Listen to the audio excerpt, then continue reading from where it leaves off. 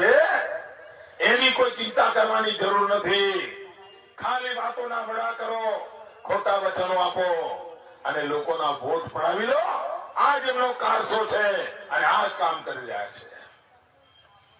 Madam સોનિયાજી કાલે એમ પૂછતા હતા કે મોદી બતાવે એને આદિવાસીઓના કલ્યાણ માટે શું કર્યું છે. હું જરા સોનિયાબેનને પૂછું છું, મારા વાસ્તાના ભાઈઓ બહેનો, ભાઈ ત્યાં માઇક કોનું ચાલે છે? દૂર ચાલે છે, રોડ ઉપર ચાલતું લાગે છે. હા હા, એ તો સંભળાય છે. ભાઈઓ બહેનો, તમે મને કહો, આ ડાંગની અંદર, સાપુતારાની અંદર, આ કોંગ્રેસના રાજમાં કોઈ ટુરિસ્ટો આવતા હતા, યાત્રીઓ આવતા હતા? આ બધા વાંચતા થઈને જ જવાનું ને. હવે તમે મને કહો, આ ઉનાળાની અંદર અમે સમર ફેસ્ટિવલ કર્યો, ગાડીઓની લાઈનો લાગતી હતી, નહોતી લાગતી? આખા રસ્તાના નાના નાના ગામોને, અરે રોડ ઉપર મકાઈના ડોળા વેચતા હોય એને પણ કમાણી થતી હતી, નહોતી થતી? એક જમાનો હતો કે આપણા રોડ ઉપર મકાઈના ડોળા લઈને બેઠીએ તો 10 રૂપિયામાં કોઈ ડોળું નહોતું લેતું. આ સિઝનમાં 26 રૂપિયામાં ડોળા વેચાયા ના વેચાયા? જો હું બધી માહિતી રાખું છું. વેચાણા ના વેચાણા?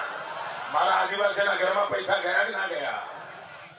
અરે આ કોંગ્રેસના રાજમાં, મહારાષ્ટ્રમાં કોંગ્રેસનું રાજ્ય છે, ત્યાં એક પ્રવાસન સ્થળ છે મહાબળેશ્વર. રાજસ્થાનમાં કોંગ્રેસનું રાજ છે, ત્યાં એક પ્રવાસન સ્થળ છે આબુ. આબુ અને મહાબળેશ્વર આપણા સાપુતારા કરતા પણ ઊંચા છે. આપણા કરતા પણ ત્યાં હવા ઠંડી છે અને આપણા કરતા પણ વહેલેથી એને ટુરિસ્ટ પ્લેસ તરીકે વિકસાવેલા છે. તેમ છતાંય કોઈ દાડો તમે અમિતાભ બચ્ચનને કહેતા સાંભળ્યા કે મહાબળેશ્વર આવો? સાંભળ્યું જ ભાઈ? અમિતાભ બચ્ચને કોઈ દી કહ્યું કે તમે આબુ આવો? આ અમિતાભ બચ્ચન આખી દુનિયામાં ઘેર ઘેર જઈને કહે છે કે ગુજરાત की आंख का तारा सापुतारा. અને આ સમર ફેસ્ટિવલમાં રહેવા માટે લોકોને જગ્યા નહોતી મળતી, લોકોને રાત્રે ગાડીઓમાં સુઈ જવું પડ્યું. એટલા ટુરિસ્ટો આયા અને આખા પંથકમાં લોકોની આવકમાં ઉમેરો થયો. ભાઈઓ બહેનો, વિકાસ કેવી રીતે કરાય? સોનિયાબેન, તમારું આખું હિન્દુસ્તાન એ વીજળી માટે બલખા મારતી હતી. વીજળીથી ચાલતી ગાડીઓ રસ્તામાં ઉભી રહી ગઈ હતી. હોસ્પિટલમાં ઓપરેશન ચાલતા તો ઓપરેશન અટકી ગયા હતા. પારાવાર નુકસાન થયું હતું. આખી દુનિયામાં ગુજરાતની, હિન્દુસ્તાનની બદનામી થઈ હતી. અને એ વખતે એકમાત્ર ગુજરાત રાજ્ય હતું, એકમાત્ર જ્યાં 24 કલાક વીજળી ચગારા મારતી હતી. સોનિયાબેન, તમે મને પૂછો છો ને મોદીએ શું કર્યું? સોનિયાબેન, આ દિલ્હીમાં તમારા ઘરમાં પણ તમારે જનરેટરથી લાઈટ ચલાવવી પડે છે. ખુદ પ્રધાનમંત્રીના ઘરમાં પણ જનરેટરથી લાઈટ ચાલે છે. મારા ગુજરાતમાં ઉમરગામથી અંબાજી, મારા આદિવાસી પટ્ટામાં જુઓ, એના ઘરમાં ચાપ દબાવીને વીજળી આવે છે. અમે દિલ્હીમાં આટલું નથી કરી શક્યા. મેં તો આદિવાસીઓના કલ્યાણ માટે આ કામ કર્યું છે. અરે સોનિયાબેન, અને મારે ગર્વ સાથે કહેવું છે, મારા ગુજરાતની જ્યોતિગ્રામ યોજના જે આજે આખી દુનિયામાં વખણાય છે, હિન્દુસ્તાનમાં એકમાત્ર રાજ્ય એવું છે કે જ્યાં ઘરમાં 24 કલાક વીજળી મળે છે. 10મા ધોરણની પરીક્ષા હોય તો બાળક લાઈટ કરીને વાંચી શકે છે.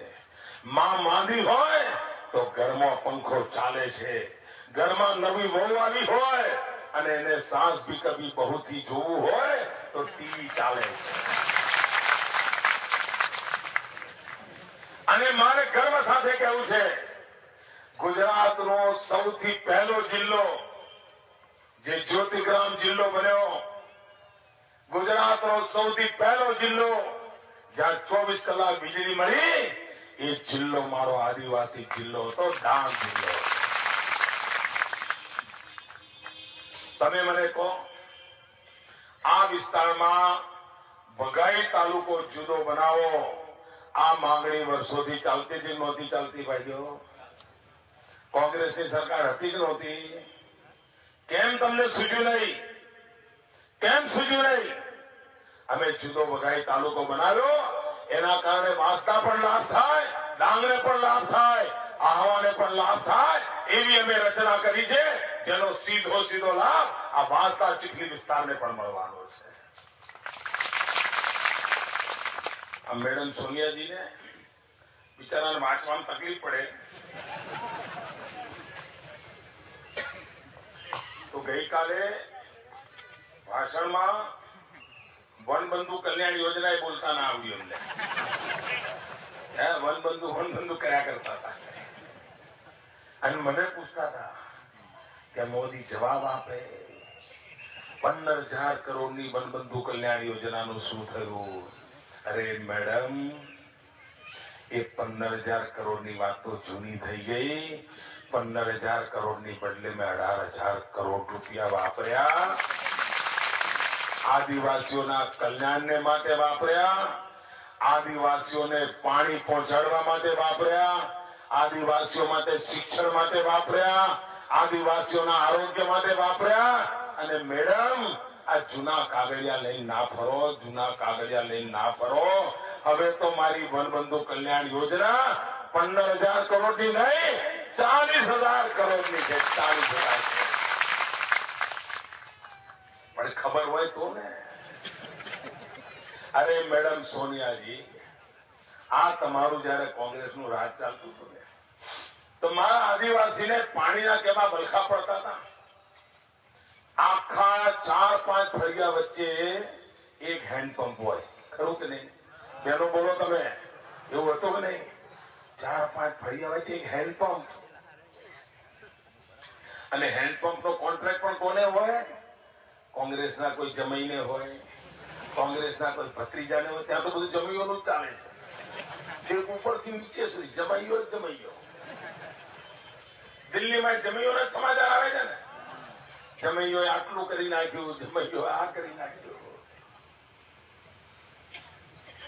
અને હેન્ડપંપનો કોન્ટ્રાક્ટ પણ એમના કોઈ ભત્રીજાનો, ભાણિયાનો કે જમાઈનો હોય તો જ હેન્ડપંપ નાખે.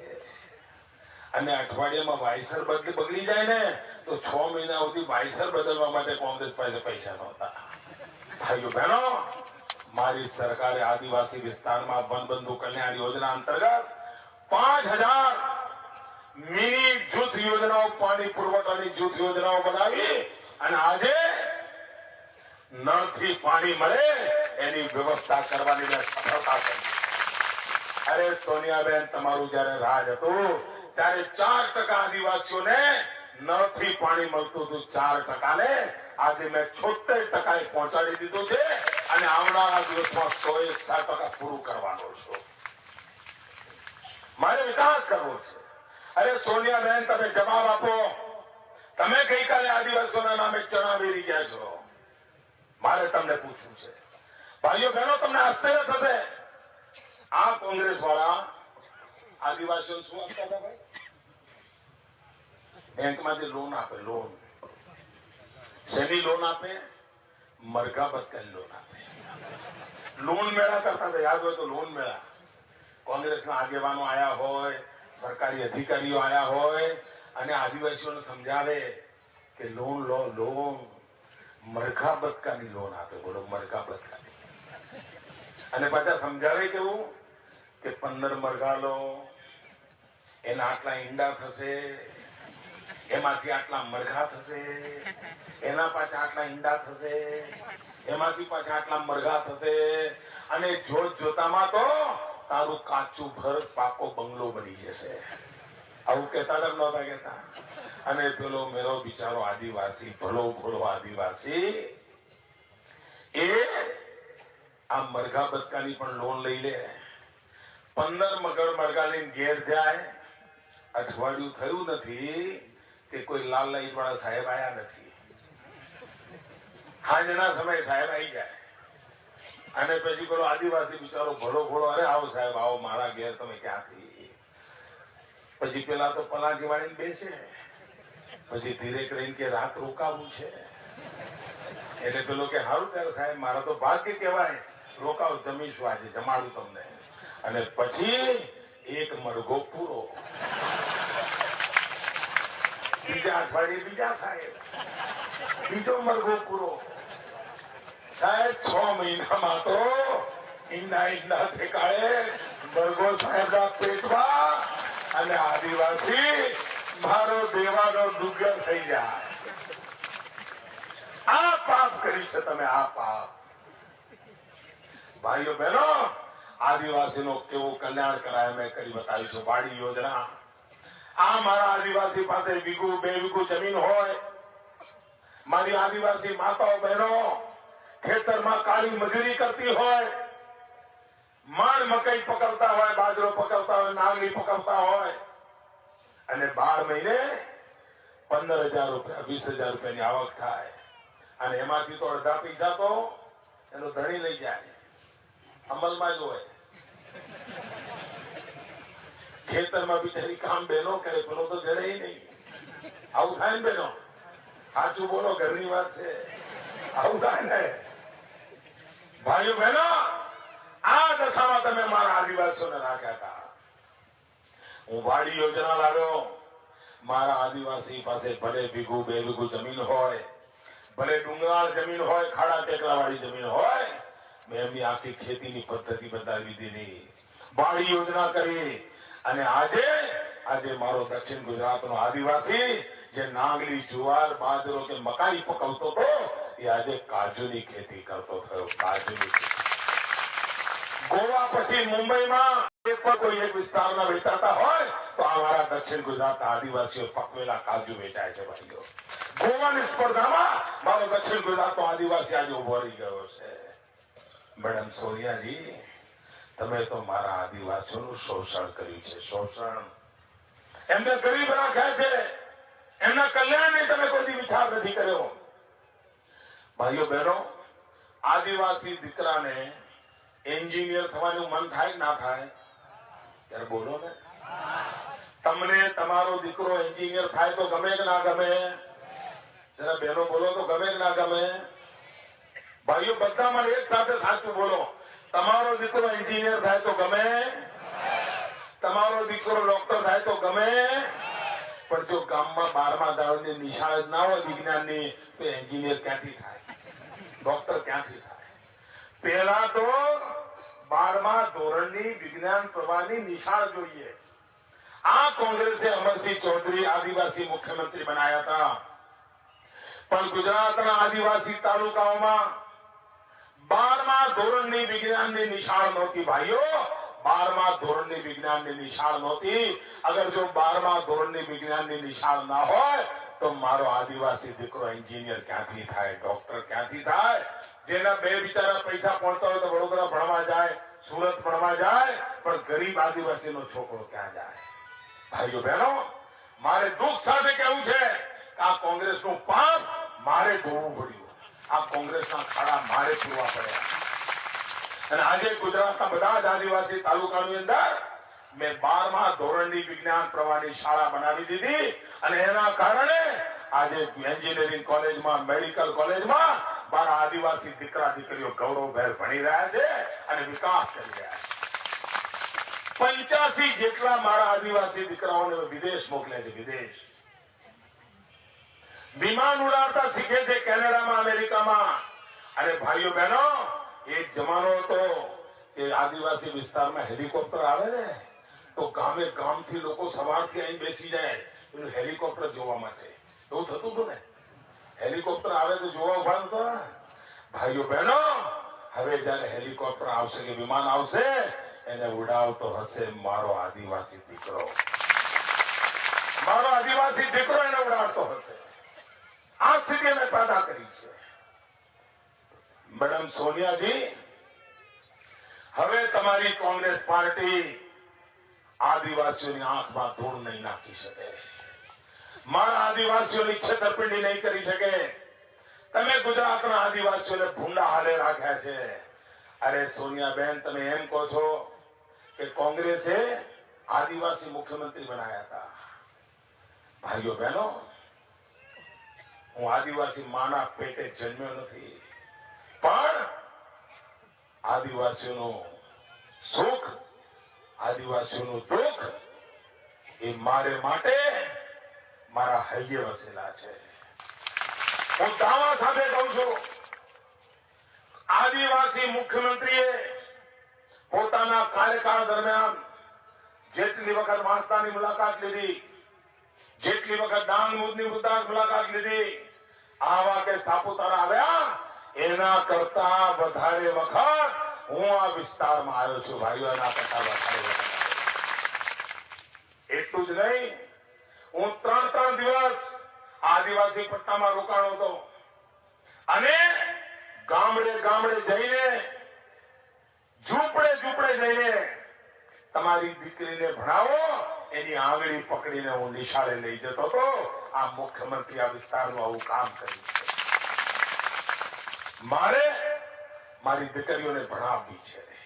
હું ભીખ માંગતો હતો ગામે જઈને કે મને ભિક્ષામાં તમારી દીકરી આપો, મારે એને ભણાવવી છે. અને આજે મને સંતોષ છે કે મારા આદિવાસી વિસ્તારમાં 100% દીકરીઓ શાળામાં દાખલ થવા માંડી છે. 100% દીકરીઓ. અને ભાઈઓ બહેનો, મારા શબ્દો લખી રાખજો. આવનારો દસકો ઉમરગામથી અંબાજી આખો પટ્ટો, ગુજરાતની પૂર્વ પટ્ટી, આ મારો આદિવાસીઓનો પટ્ટો આગામી 10 વર્ષ તમારા સ્વર્ણિમ યુગના 10 વર્ષ લખી રાખજો. વિકાસનો દસકો તમારો આવ્યો છે અને મારે આદિવાસી વિસ્તારનું કામ કરવું છે. મારે આદિવાસીઓનું કલ્યાણ કરવું છે. મારે આદિવાસીઓની જિંદગી બદલવી છે. અને એટલા માટે ભાઈઓ બહેનો, કમરના નિશાન પર બટન દબાવીને મને 5 વર્ષ સેવા કરવાની તક આપો. આદિવાસીઓનું ભૂલું કરવાની તક આપો. આદિવાસીઓની ભક્તિ કરવાની મને તક આપો. મારે મારા આદિવાસીઓની જિંદગી બદલવી છે. આપ આટલી મોટી સંખ્યામાં આવ્યા. અનેક લોકો બહાર તડકામાં ઉભા છે. જે તડકામાં ઉભા છે ભાઈઓ બહેનો, આપને તકલીફ પડી એ બદલ ક્ષમા માંગુ છું, પણ આપ વિશ્વાસ રાખજો, આપ જે તડકામાં તપી રહ્યા છો ને, આ તમારું તપ હું ક્યારે એળે નહીં જવા દઉં. આપનું આ તપ હું એળે નહીં જવા દઉં.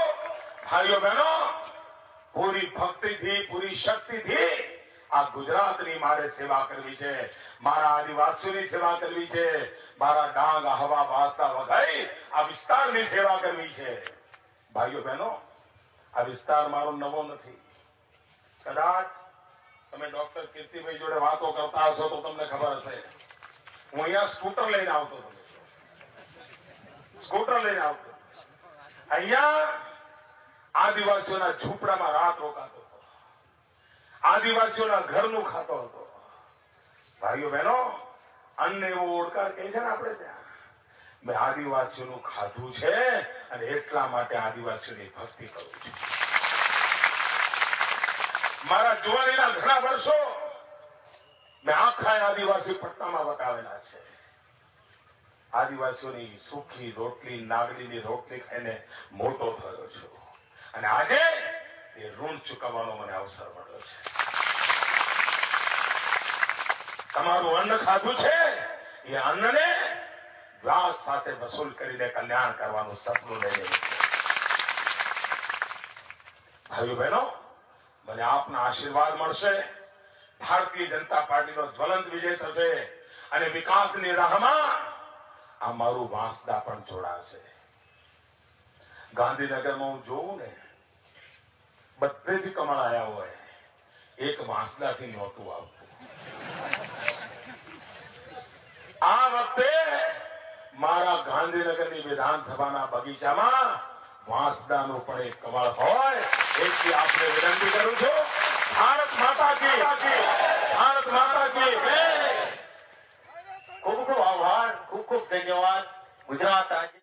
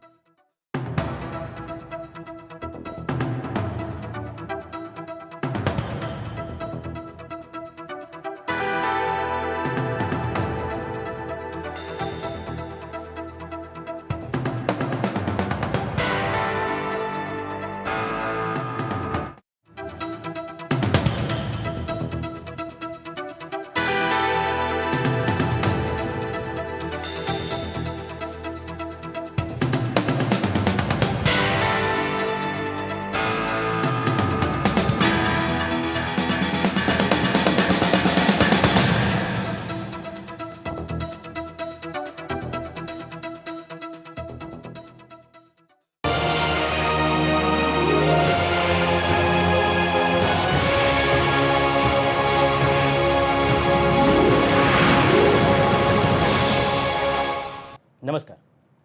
ગુજરાત જ્યારે વિકાસ કરી રહ્યું છે, ગુજરાતનો વિકાસ દિવસે ને દિવસે થઈ રહ્યો છે, નરેન્દ્ર મોદીની લોકપ્રિયતા વધી રહી છે, દેશ અને વિદેશમાં જેમની ચર્ચાઓ થઈ રહી છે, એ